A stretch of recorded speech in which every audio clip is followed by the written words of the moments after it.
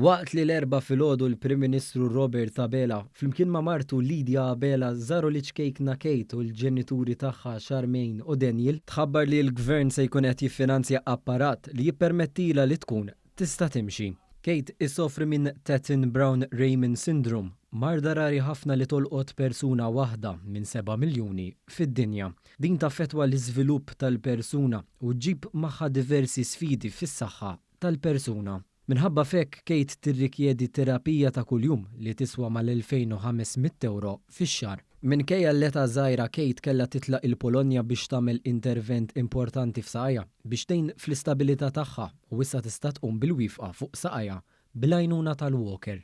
Waqt il-laqgħa l-Prim Ministru tkellem ma' Kate u l-familja tagħha u ħabbar li b'finanzjament mill-Gvern se tkun qed tintlaħħaq is-somma meħtieġa biex jinxtara Robotic Aid Training System jew it-Trexo Robotic Walker.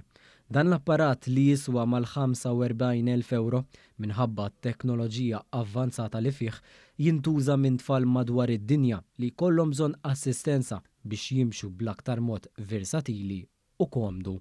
Messaġġ fuq Facebook il-familja irringrazzjat ukoll lill-Ministru Byron Camilleri u lill-ESA, l-Aġenzija Support, Puttino Cares, il-Malta Community Chest Fund, NGOs u individwi oħrajn li kienu ta' appoġġ kontinwu għaċkejkna Kate.